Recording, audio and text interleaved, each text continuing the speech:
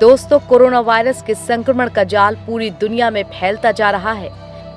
इसका सबसे ज्यादा असर अमेरिका, ब्राजील और भारत पर पड़ रहा है। इन देशों में संक्रमितों की संख्या लाखों में है। दुनिया भर में संक्रमण के करीब 1.5 करोड़ मामले सामने आ चुके हैं, जबकि 6 लाख से ज्यादा लोग इससे अपनी जान गंवा चुके हैं। दुनिया भर में फिलहाल मोटे तौर पर कोरोना वैक्सीन की 23 वैक्सीन्स क्लिनिकल ट्रायल के फेज में हैं, यानी कि ये वैक्सीन मानव परीक्षण के फेज में पहुंच चुकी हैं। इनमें से करीब 4 वैक्सीन्स ऐसी हैं जो कि ह्यूमन ट्रायल के पहले और दूसरे चरण में सफल रही हैं।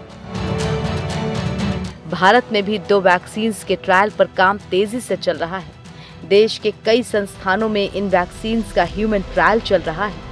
भारत में कोरोना की वैक्सीन बनाने की दिशा में भारत बायोटेक इंटरनेशनल लिमिटेड और जायडस कैडिला सबसे आगे हैं। दोस्तों, आज के इस वीडियो में हम आप लोगों को दुनिया भर की वैक्सीन्स को लेकर चल रहे ट्रायल की अपडेट्स देंगे। इसके साथ ही हम आप लोगों को बताएंगे कि भारत की 2 वैक्सीन्स का ट्रायल कहां तक पहुंचा है।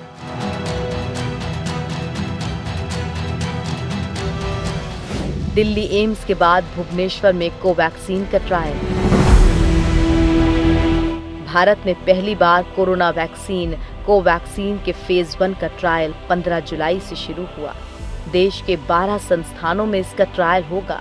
Patna AIIMS, Rohtak PGI, Delhi AIIMS और गोवा के बाद इसका ट्रायल अब भुवनेश्वर में भी किया जाएगा। भुवनेश्वर के institute of medical sciences NSUM में कोवैक्सीन का ट्रायल होगा। ICMR ने जिन 12 सेंटर्स को चुना है, उनमें से एक ये भी है। ट्रायल को लेकर सारे इंतजाम कर लिए गए हैं। यहाँ पर पहले फेज में 30 से 40 कैंडिडेट्स शामिल होंगे। फिर वो सभी ट्रायल सेंटर के टच में रहेंगे। ये ट्रायल पूरी तरीके से ICMR की देखरेख में किया जाएगा। इसके साथ ही ट्रायल की सारी डिटेल्स ICMR को भेजी जाएंगी और वहीं पर डेटा को एनालाइज किया जा रहा है। इससे पहले दिल्ली एम्स में इस वैक्सीन का सबसे बड़ा ट्रायल 100 वॉलंटियर्स पर किया गया था।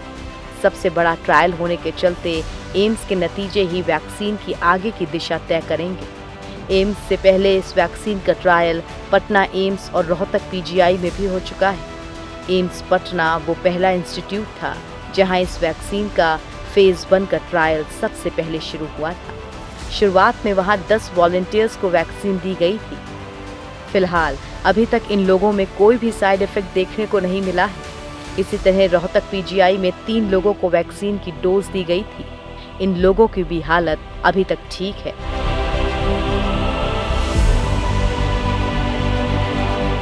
ऑक्सफोर्ड की वैक्सीन का अगले महीने भारत में होगा ट्रायल।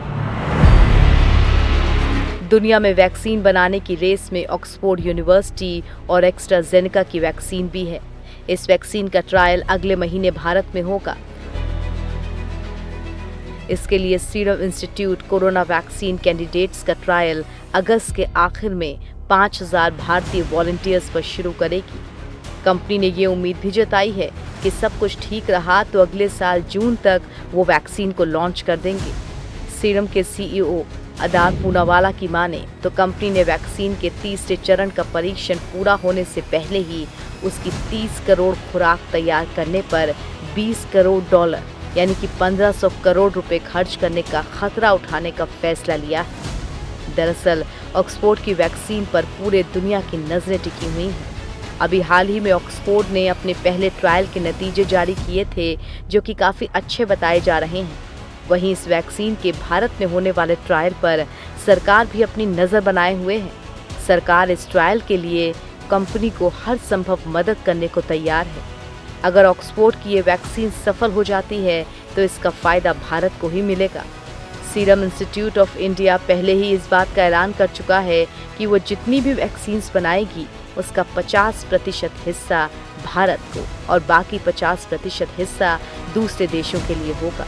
ऐसे में जब ऑक्सफोर्ड की वैक्सीन तैयार होने पर भारत को आधी खेप यानी कि 50 करोड़ खुराक मिल सकती है। चीन की वैक्सीन दूसरे फेज में भी रही कारगर। दोस्तों, कोरोना के वैक्सीन बनाने की रेस में चीनी कंपनियां भी शामिल हैं। द लांसेट मेडिकल जर्नल में प्रकाशित एक अध्ययन में कहा गया है कि चीन में किए जा रहे कोरोना वैक्सीन के दूसरे चरण के क्लिनिकल परीक्षण में पाया गया है कि ये वैक्सीन सुरक्षित है और शरीर में प्रतिरक्षा पैदा कर रही है।